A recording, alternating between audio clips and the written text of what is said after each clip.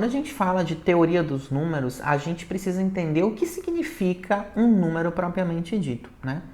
E aí aqui a gente tem, né, os números irracionais, né, que a gente já viu o conjunto dos números irracionais, e a gente tem aqui como exemplo a raiz quadrada de 3.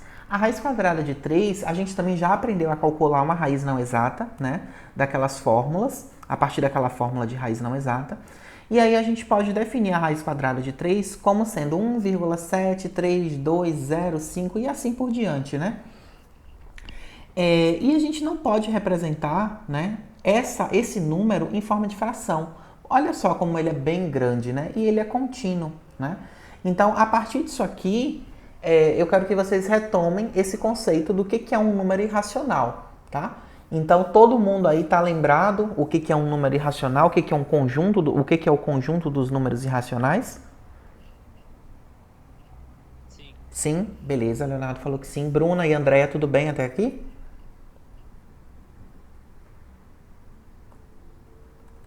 tô lembrada mais ou menos, ó. Tem um negócio que inclui o zero. Tá, mas isso, cada conjunto tem sua especificidade, tá? Mas aqui, Bruna, relembra que o conjunto dos números irracionais são os números com vírgulas, tá? Começa a relembrar assim. Tem vários outros conceitos, mas o mais básico aqui para poder você conseguir acompanhar. Bom, e agora vamos falar sobre os números transcendentais. O que são os números transcendentais? São quase todos os números, né? Quase todos os números eles são transcendentais. Entretanto, né, a gente pode dizer, né, e mostrar que um número ele é transcendental é muito difícil, né? Como exemplo de um número transcendental, eu vou trazer para vocês aqui o π, que é um número com vírgula, tá? O número transcendental, ele precisa ser um número com vírgula, mas ele precisa ser também infinito e ele não pode se repetir. O número π, a gente viu, né, que é 3,14 e assim por diante infinitamente. Vocês percebem que nenhum daqueles números do π, ele se repete, tá? Aqui eu também trouxe o número de Euler, né? Ou o número de Euler, né? Tem gente que fala Euler, que também é um número, né? Que ele é um número com vírgula, né? E ele é infinito, 2, tananana, ok? Tudo bem? Aqui em números transcendentais, ficou claro? Sim. Aqui, trouxe alguns apontamentos para vocês, ó, para vocês lembrarem lá de conjuntos também. A maioria dos números reais e dos números complexos, daqueles conjuntos que a gente viu, eles são transcendentais. Um número só é transcendental se ele não for um número algébrico, ou seja, ele não pode ser um número, por exemplo, 3x ou um número 4y, tá? Não pode ter uma letra no número. Se for um número com alguma letra, né, um número algébrico, ele não é transcendental. E os números transcendentes, eles são muito mais que o infinito, né? Então, a gente relembra também aquela noção de enumerabilidade de conjuntos. Lembra que eu comentei com vocês como é que a gente comparava um infinito maior do que outro? Lembram disso? Sim. Sim. A Bruna tá lembrada, Andréia? Um infinito maior que o outro? Sim, lembra que a gente comentou isso? A gente trouxe essa discussão para a sala? Lembro um pouco. Lembra um pouco? Tá, ótimo. Mas no conjunto? Isso, lá nos conjuntos. Ah, sim. Aí eu trouxe aqui um exemplo, né, de número algébrico para vocês. Ó, observem aqui, ó, 3x, desculpa, 3 não. X ao quadrado menos 3 igual a zero. Vocês observam que isso aqui é um número algébrico, porque tem aqui, ó, uma letra, tá? Não é difícil de reconhecer o que é um número algébrico, né? E o que é um número transcendental? É todo aquele número que é um número com vírgula, infinito, e que aqueles números eles não se repetem, tá? Então, se eu perguntasse para vocês, uma dízima periódica é um número transcendental?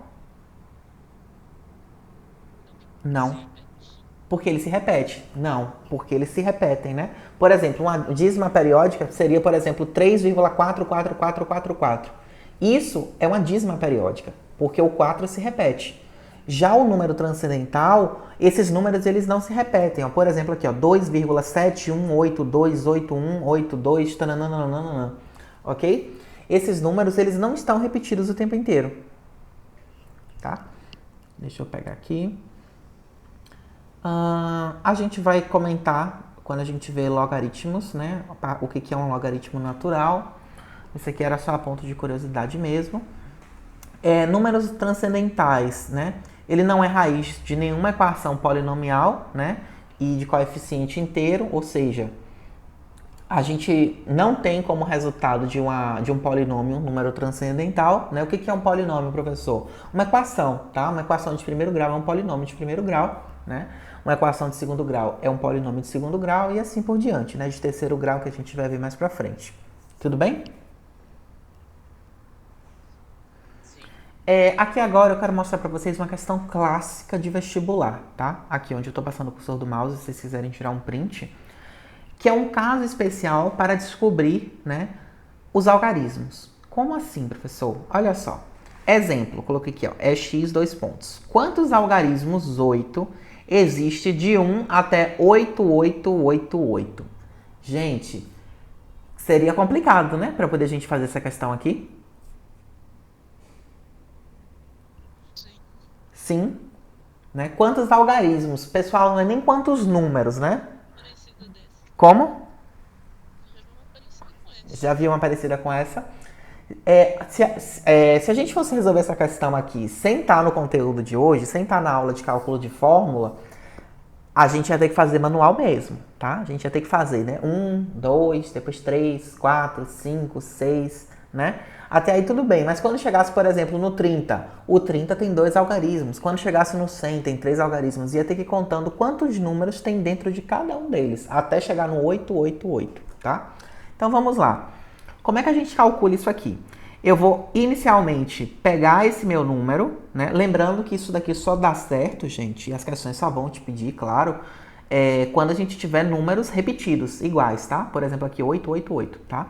Então a gente tira um desses 8 aqui, ó, tira um elemento do começo, tá? Então ficou só 888, tá? Tirei um 8 aqui da frente. Faço o seguinte, segundo passo. Adiciono uma unidade no último algarismo. Se eu adicionei uma unidade no meu último algarismo aqui, no meu 8, então vai ficar 9. Então vai ficar 889, tá? Né? E aqui, por último, eu multiplico pelo número de elementos do número inicial. O número de elementos do meu número inicial era aqui, ó, 8888. Tinham 4 elementos. Então eu vou multiplicar 889 por 4. E aí, fazendo aqui, deixa eu fazer a conta aqui. Tá? 889 vezes 4, deixa eu colocar aqui, 889 vezes 4 vai dar 3.556, tá? Então, a quantidade de algarismos, né, existentes entre o número 1 até 8888 é de 3.556, ok? Ficou claro isso, gente? Pronto. E aqui agora a gente vai falar sobre números binários, que é um assunto que o Enem adora, né? Tava com dúvida nisso.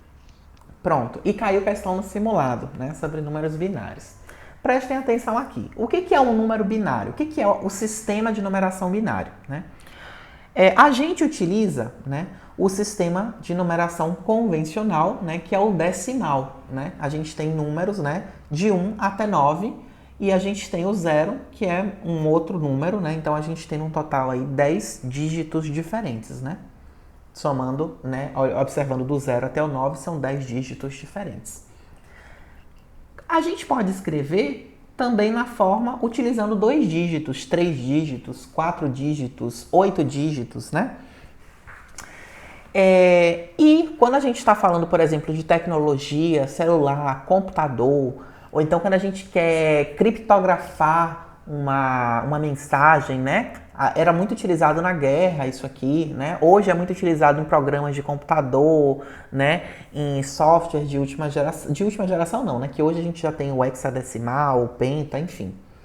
Mas existem aplicações, tá? Isso aqui não é só uma coisa que vocês precisam decorar, não. Existem aplicações práticas, de fato, para bases, né? Bases binárias. E a gente pode falar. Não, tipo, eu tava dando uma lida aí, por exemplo, o 2 ele vem numa representação binária. Sim, Fiquei na dúvida se eu tinha que guardar isso. Eu guardo. Quanto que vale o 2 em binário? Isso. Vocês podem ter, por exemplo, na mente de vocês gravado, se quiserem, do número 1 até o 10, que são os que mais aparecem, tá? Mas eu vou ensinar para vocês a converter qualquer número decimal em binário e depois fazer o caminho inverso, transformar qualquer número binário em decimal, tá? Eu vou mostrar isso para vocês. Não é difícil não, tá? Vamos aqui agora, o que são números decimais? Eu vou colocar uma imagem aqui para poder vocês terem uma noção. Aqui, ó, números binários. Números binários, pessoal, são números que eu escrevo, né? Aqui, ó, por exemplo, o computador, tá? Somente algarismos 1 e algarismo 0. Isso daqui, ó, essa sequência 1, 0, 1, 0, 1, 0, 1, 0, 1, 0, 1, 0, 0. Aqui, ó, vocês observam 0, 1, 1, 1, 1, 0, 1. Isso aqui é um número e provavelmente não. Isso daqui é um número que se eu fosse escrever, por exemplo, em base decimal, eu poderia ser esse número aqui, ó. Digamos, né? Claro que não está correto, não é? Não fiz essa conversão. Mas observem que escrever em decimal ocupa menos espaço do que escrever em binário. Então, por isso que hoje em dia a gente acaba escrevendo em decimal, tá? Aqui, ó, Bruna, você pode até deixar aí para você tirar um print dos números de 1 a 10 em binário, tá? O 0 não precisa, porque 0 é 0, tanto em decimal quanto em binário, tá? Mas vamos lá, vamos aprender como é que a gente transforma um número, né, em binário e depois o caminho inverso. Vamos lá. De número decimal para número binário. Exemplo, trouxe aqui para vocês o número 34, tá? Então, eu sempre vou pegar o meu número e vou ter que ir dividindo por 2. Sempre. Então, vou pegar aqui, ó, 34 e vou dividir por 2. 34 dividido por 2 deu 17. Sobrou, teve resto essa minha conta de divisão? Não. Então, 0. Então, o meu primeiro número, transformando 34 em binário, vai ser 0. Agora, eu pego o que sobrou, né? O meu resultado, 17 divido de novo por 2. Sempre vou dividir por 2, é a regra, tá? 17 dividido por 2, deu quanto? 8. Sobra resto? Sobra, porque 17 por 2 não vai dar, né, uma divisão completa. Vai ter um resto, que o resto vai ser 1. Sempre o meu resto vai ser 1, tá, pessoal? Sempre. Aí ficou 1. Então, eu sei que o meu segundo algarismo do número 34 em binário vai ser 1 aqui, ó, tanto que eu coloquei aqui, ó, 1. E aí depois eu vou continuando fazendo. 8 dividido por 2, deu 4, sobrou 0 de resultado, né, de resto. Aí vai ficar 2 dividido por 2, não sobra resto, 0. E aí depois aqui, ó, por último, faço 2 dividido por 2, deu 1, não sobrou resto, 0. Então vai ficar aqui, ó, pessoal, 0, 1, 0, 0, 0. E eu sempre vou ter que repetir o meu número aqui, ó, o meu número final, tá? Aqui no caso foi o 1, tá? Esse número final sempre vai ser 1 ou vai ser 2, ok? Ou sempre vai ser 1 ou vai ser 0. Olha aí eu ficando maluco. Tudo bem? Leonardo, Andréia, todo mundo entendeu como é que eu transformo um número decimal em um número binário? Entenderam? Acharam difícil?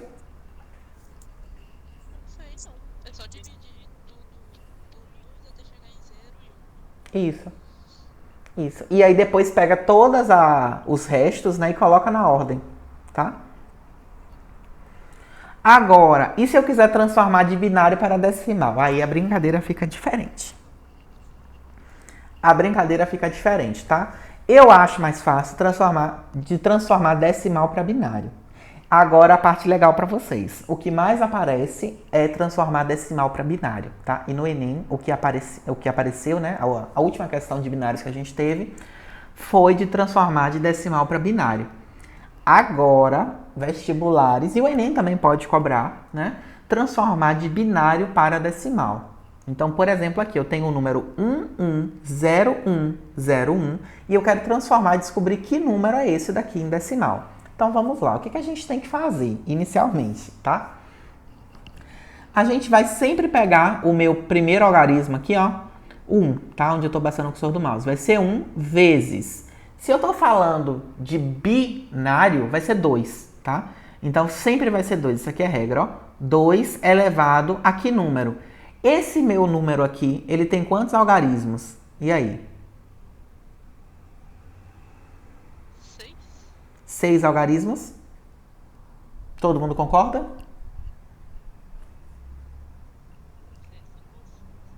E aí, gente? O número 110101 tem quantos algarismos? Contem aqui, gente. Pelo amor de Deus, não me deixem desesperados, não. Contem aqui. Quantos números eu tenho aqui? 2, 3, 4, 5, 6. Isso, beleza. Então respondam com certeza. Muito bem, Bruna. São 6, tá? Então, eu sempre vou começar, sempre vou ir tirando 1. Então, vai ficar 1, né, que é o número que está aqui na frente, vezes 2 elevado. Se eu tenho 6, eu vou sempre tirar 1. Então, vai ser elevado a 5, tá? Aí, aqui agora, o próximo, ó, vai ser 1, que é o número que está aqui na frente, vezes 2 elevado. Se aqui foi 5, aqui vai ser 4. 2 elevado a 4. O próximo, 0, que é o número que está aqui na frente, vezes 2 elevado. Se aqui foi 4, aqui vai ser 3. O próximo, 1 vezes 2 elevado a 2. O outro, 0 vezes 2 elevado a 1.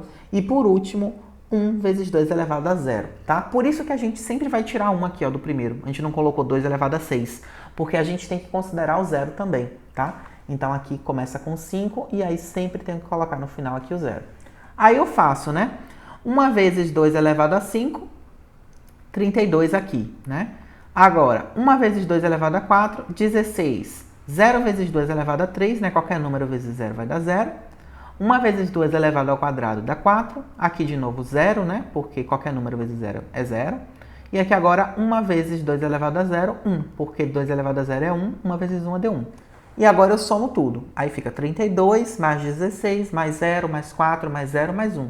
Que dá 53. Esse daqui é o meu número decimal correspondente ao número 110101 em binário. Mais complicado, né? Sim.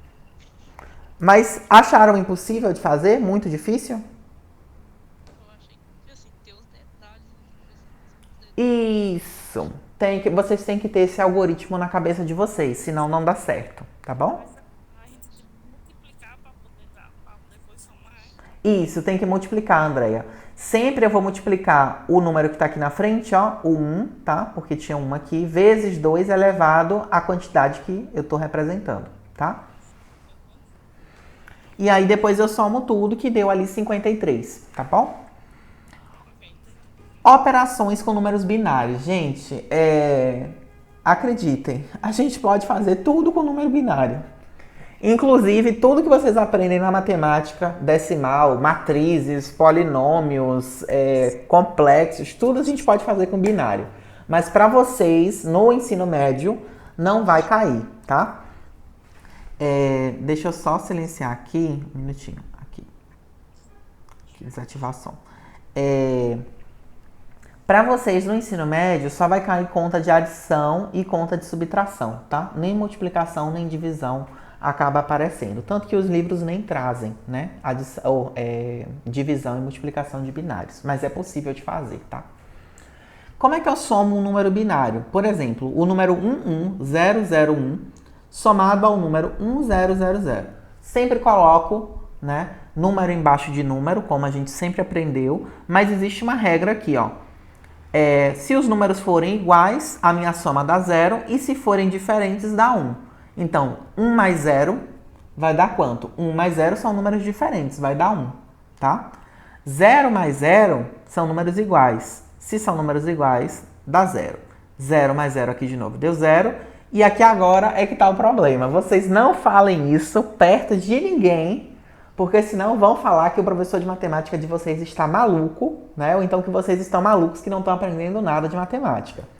Somar 1 mais 1 em número binário dá 0, ok? Por quê? Porque o 1 e o 1 aqui são números iguais. Ó a regrinha, números iguais dá 0, tá? Então, 1 mais 1 deu 0 aqui. Aqui sobrou 1, né? Então, ficou 1 mais 1 deu 0. Sobrou 1 de novo, desceu 1 aqui, ok?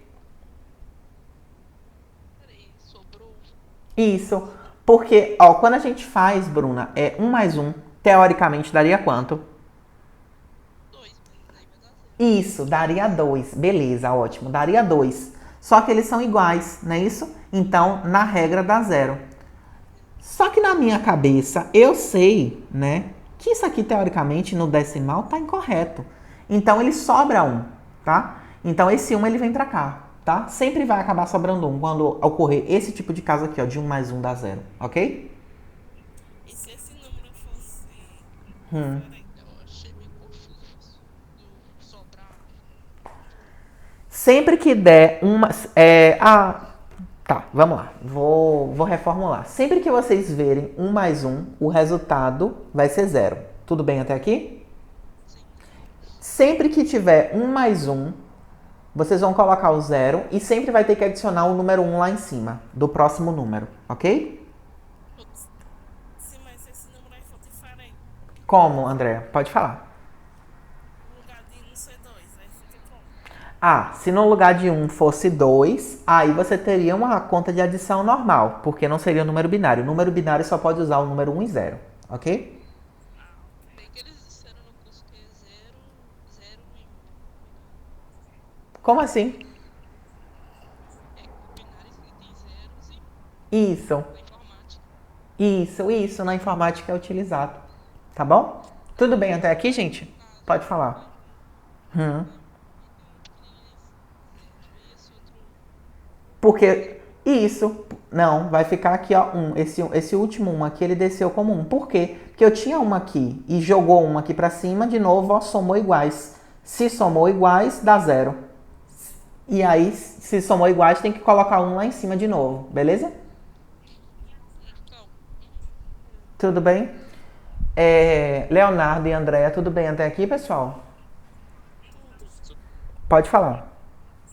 Tem algum, no caso, como foi 1 e 1, tipo, eu mentalizar como se fosse um 10 só pra subir 1? Não, pode mentalizar sim, tá corretíssimo. Tem problema nenhum. O importante é você acertar a questão. Se pra você vai funcionar dessa forma, vai fundo, ok? Assim é, porque no calor do momento, quando tá fazendo uma prova do Enem, é uma correria, porque tem que correr pra outras questões. Sim, Se perder muito tempo numa questão, acaba perdendo tempo. sim.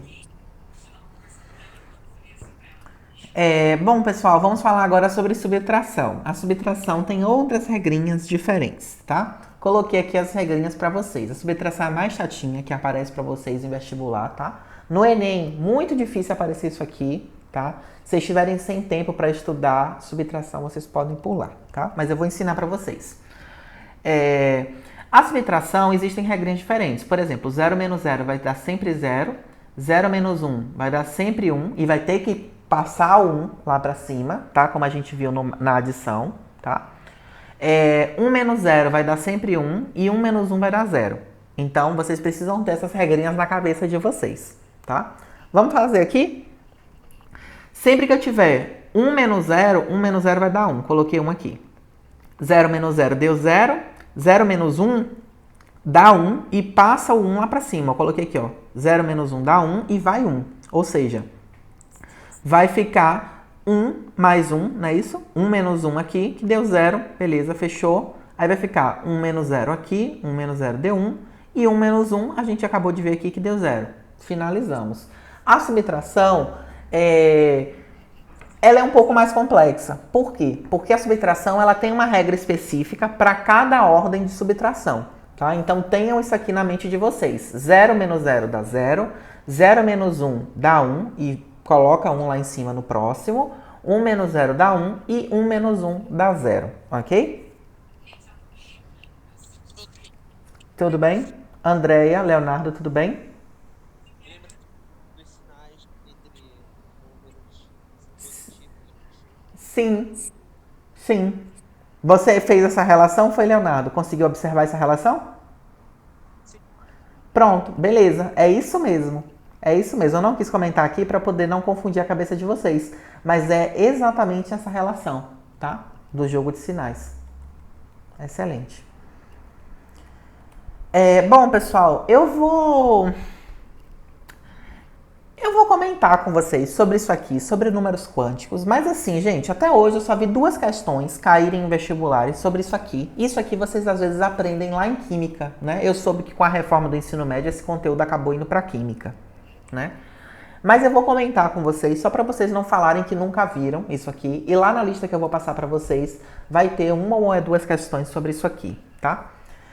Números quânticos, pessoal, são números utilizados, né, principalmente em estudos de química, né? Utilizados quando a gente está falando de física moderna, e é outra forma de representar um número. A gente não acabou de ver os números binários, eu posso representar os números também em números quânticos, tá? Geralmente essas representações de números quânticos são utilizadas para poder representar energias, movimentações, rotação de átomos, tá? Porque quando a gente está falando de quântica, né, a gente está falando de uma coisa muito pequena, né? Na física quântica, quântico significa pequeno, né? Ou seja, é uma coisa tão pequena que não vai obedecer à mecânica clássica, que não obedece às leis físicas, né, convencionais, tá? Então a gente precisa de um sistema, né, que represente esses números de uma forma um pouco mais organizada. Porque aí lá na física, lá na química, matemática não tem muito a ver com isso. Quando vocês forem fazer análises dinâmicas, algumas coisas assim, cada movimentação dessas pequenas partículas, que são os átomos, vai ser importante para vocês, né? Lá na física nem chama de átomos, né? Na química chama essa parte bem pequena de átomo, e na física eles ainda diminuem esses átomos para umas estruturas chamadas quarks, né? Eu lembro ainda na graduação, o professor dando essa disciplina, né? A gente, aqui no ensino médio vocês só veem essa parte de números quânticos, né? Mas na graduação a gente tem disciplina só para isso e, nossa, era caótico. Tudo bem até aqui, pessoal? Sim. Vocês já viram números quânticos em algum lugar? Já estudaram em química números quânticos? Já? O Leonardo disse que já? Assim, eu não sou muito chegada à química e física, mas eu cheguei a estudar assim. Entendi. E na física, já estudou a parte de física moderna também? Eu tive esse conteúdo sobre o meu professor ano passado, ele não adentrou muito assim, Entendi. só a introdução mesmo. Entendi. Andréa, você já viu esse conteúdo? Só para poder saber se eu vou aprofundar muito com vocês ou não. Andréa já viu esse conteúdo? Acho que a Andréa caiu. Bom, eu vou... Então, como vocês já viram mais ou menos, a Bruna ainda não viu, eu vou passar só as partes importantes para vocês. No caso, Pode falar, Bruna. equivale Isso, ao número quântico. isso mesmo, Bruna. Calma que eu vou lhe falar, você tá antecipada. Tá, vamos lá. Números quânticos são códigos matemáticos relacionados à energia do elétron, tá? São 4. Né? Quando a gente vai representar um número quântico, a gente precisa representar, na verdade, 4 números, tá? Para poder representar um único número convencional, a gente vai representar 4 números, né, que representam esse número quântico. O primeiro número, ele é chamado de número quântico principal, tá? Ele não é o mais importante não, tá? Na verdade, todos os 4 são importantes. Se você errar em algum desses aqui, dos 4, você erra o número todo, tá? A gente tem o secundário, né, ou azimutal, né? Na matemática a gente chama bastante de azimutal, né, de azimuth, tá? Lá na química chama mais de secundário, mas é a mesma coisa. O terceiro, que é o número quântico magnético. E por último, o spin, tá? Vamos lá. O primeiro número, que é o número quântico principal, ele pode também chamar de N, tá? Ele pode falar, dado o número quântico tal, determine N. Então, N, vocês já sabem que é o número quântico principal. Então, vocês irão observar o átomo. Ele vai dar uma foto de um átomo para vocês, tá? De alguma energia, ele vai criar uma situação problema. Vai dar energia de transição de um sistema não sei o quê, a vizinhança termodinâmica de alguma coisa, ou então a sequência lógica matemática de tal número. Ele vai criar uma situação dessa forma. E aí você vai olhar, né? Você vai lembrar do átomo. A gente tem as camadas K, L, M, N, O, P, Q, né? Vocês já devem ter visto em algum momento essas camadas. Isso. Mas isso daqui, provavelmente ele vai te dar uma tabelinha para você só interpretar, tá? Então, se for o K, vai ser 1. Se for o L, vai ser 2. Se for M, vai ser 3. Se for N, vai ser 4. Se for O, vai ser 5. Se for P, vai ser 6. E se for Q, vai ser 7. Ok? Aí pronto. Olhei a minha camada do número quântico. Tá, beleza. Achei o primeiro número. Como é que eu acho o segundo número? O segundo número é bem fácil. Por quê? Você vai olhar na situação problema qual é o elemento químico que você está falando. Então, por exemplo, se eu estou falando, sei lá, de alguma coisa que está pegando fogo e tem muito CO2, ele fala na questão de CO2, né? Então, o elemento que você vai utilizar ou vai ser o carbono ou vai ser oxigênio, né? Porque é CO2. Aí ele tem que te falar na questão, né? Então, se for o carbono, você vai olhar na tabela periódica. Ele está no grupo S, ele está no grupo P, ele está no grupo D ou ele está no grupo F, né? Eu vou só mostrar para vocês aqui, isso aqui que eu não sei se vocês já estudaram isso, S, P, D, F, lá em química, mas isso aqui vocês precisam vir com a bagagem da química de vocês. Olha aqui, ó, cada lugar na tabela periódica é chamada por uma letra, que é o subnível. Olha aqui, ó. O grupo S, que é esse grupo vermelho, que é a família dos alcalinos e alcalinos terrosos. O grupo D, que é os metais de transição. O grupo P, que são as outras famílias, né? E o grupo S, que são os lantanídeos e actinídeos, alguma coisa assim. Mas quase nunca usa esses Fs aqui, tá? Beleza. E o 3, né? O terceiro número quântico, que é o número quântico magnético. Esse daqui quase não usa na matemática, tá? Esse aqui quase não usa mesmo. Que é só para vocês saberem, fazendo a distribuição eletrônica. Vai dar menos 1, 0, mais 1, menos 2, 1, 0, mais 1, mais 2. Gente, isso aqui vai ser só a terminação quando vocês fizerem a distribuição eletrônica de um átomo, tá? Mas na matemática eu nunca vi uma questão para ensino médio que cobrasse sobre o número quântico magnético, tá bom? Geralmente ele já te fornece esse número quântico magnético, mas só para vocês saberem como é que acha o número quântico magnético, vocês fazem a distribuição eletrônica e a partir da distribuição eletrônica vocês vão olhar, né, aquele orbital se ele está completo ou não, tá? Aí vai ser ou mais 1, ou menos 1, ou mais 2, ou menos 2, ou 0, né?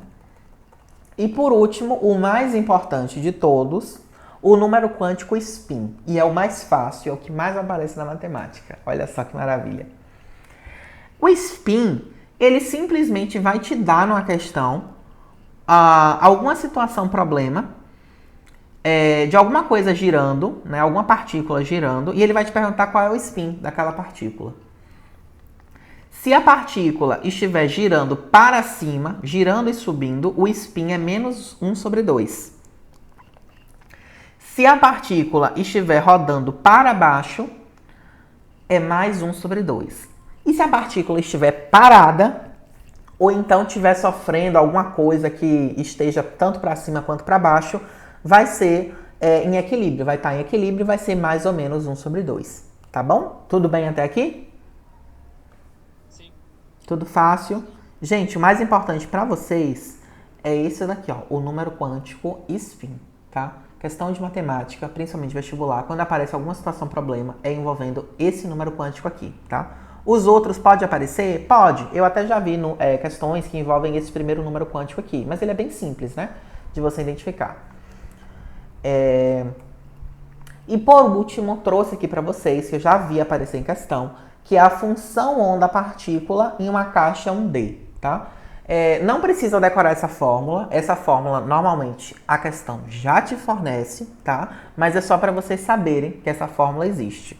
É a fórmula φ de x, raiz de 2 sobre L, vezes o seno, de n vezes π vezes x, dividido por L, onde L é o comprimento, n e x são incógnitas que ele vai te fornecer, então o que você quer achar. Isso daqui é uma função periódica. Observem que a gente tem um seno, tá bom? Então é uma função trigonométrica, tá? A questão que isso aqui apareceu, ela perguntava se era um movimento senoidal, cossenoidal e afins, né? E você tinha que desenvolver um cálculo, mas era um cálculo bem simples. Tudo bem até aqui, pessoal?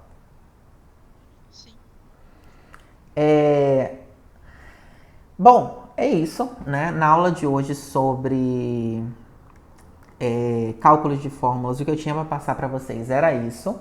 Então, na lista vocês encontrarão muitas coisas relacionadas às aulas passadas. Eu vou até mostrar a lista aqui para vocês, tá?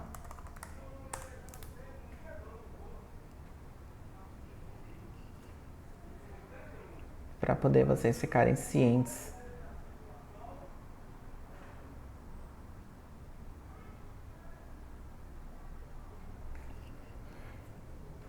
Deixa eu só abrir aqui, gente.